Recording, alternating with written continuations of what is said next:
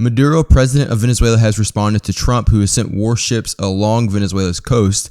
Maduro says that Venezuela is not afraid to respond, even with military force, against America. Let's get into it. This is where you get your news without the bias, just the facts.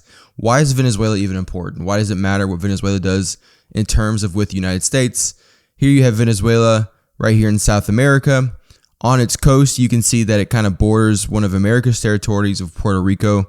Its coast right here kind of coincides along with the U.S.'s trade routes between U.S. and Europe. And Venezuela has the largest reserve of oil in the entire world. A lot of people think that the largest reserve is Saudi Arabia or another Middle Eastern country, or maybe even Alaska. It's actually Venezuela. Venezuela has the most oil in the entire world. And Maduro has been a thorn in the U.S.'s side for quite a while. Here's 10 bullet points about Maduro. He was born in Caracas, capital of Venezuela.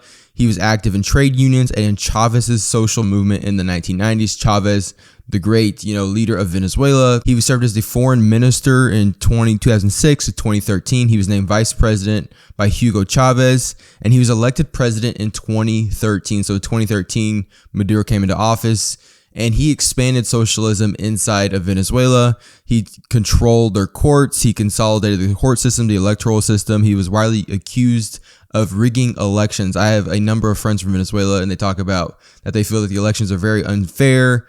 In Venezuela, the people don't feel they have a lot of power to change governments. He presided over Venezuela's economic collapse, including hyperinflation, food and medicine shortages, and mass migration. Back in Trump's first term, there was a huge economic problem inside of Venezuela. There was protests going on, and Trump was actually tweeting out live, encouraging the Venezuelan people to do a coup against their own president, to take him out, to put someone else in charge. It didn't happen. Maduro stayed in power. And then after 2020, there was a big mass migration from Venezuela into the U.S. Over 7 million Venezuelans fled and traveled up towards the U.S. Maduro was indicted by the U.S. in 2020 on narco-terrorism charges. We're going to see that here in a second, that this is one of the big charges right now, that Trump is ordering these ships along Venezuela's coast. Maduro was accused of leading the Cartel de los Soles, a drug network. He's still in power in 2025. He's backed by loyalists, militias, and foreign allies. He has ties with Russia, China, Cuba, while facing U.S. sanctions and a $50 million bounty on his arrest. That's right. We'll see it right here. Today, the Department of Justice and State Department are announcing a historic $50 million reward for information leading to the arrest of Nicolas Maduro.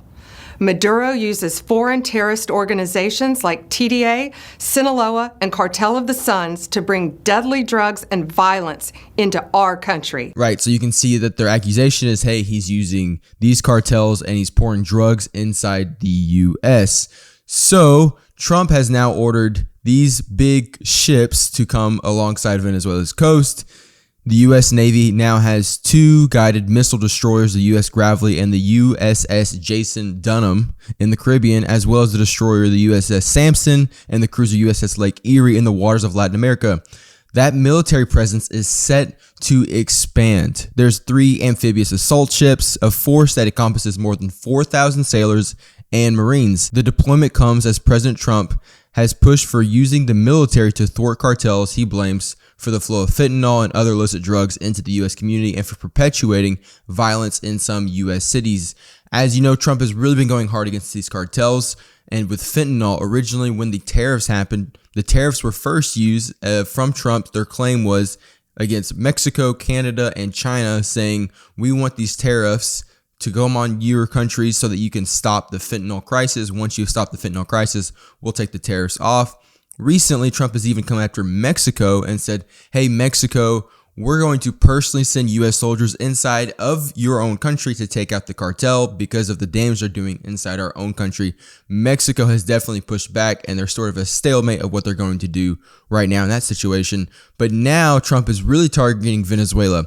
So he's already put a $50 million, basically a hit on Maduro, and now he is putting boats, huge warships alongside Venezuela's coast, seemingly threatening some sort of military move against Venezuela to stop the cartels from moving in. Now, the opposite side of this, the people who are against Trump doing this kind of thing, is people don't feel that America should be that involved in other countries. They feel that America has been too involved over the last 60, 70 years, maybe since World War II, of being involved in other countries' conflicts. This group would normally be termed isolationists. They would say, hey, we don't need to be involved in every single time a country gets in trouble or does things. And they say, hey, we need to stay out of it. We don't need to be dealing with Russia and Ukraine and Israel and Hamas. We don't need to be dealing with Venezuela. We need just to focus on our own country, on our own problems. And people like Trump would say, hey, these countries are actually harming our countries with their cartels, with their immigrants that they're sending over. So we need to offensively go and make sure that they don't put more damage on our own country. So he is pushing back. We're going to see what he does. Is it actually going to be military force? Are they going to send soldiers inside of Venezuela's territory? Or are they going to come after these cartels in a real way? Or is this just a threat? What do you think? What do you think is going to happen next? Do you think the U.S. should be involved at all? I want to know your opinion. Put your opinion in the comments. Don't forget to like, subscribe, share with a friend. I will see you next time.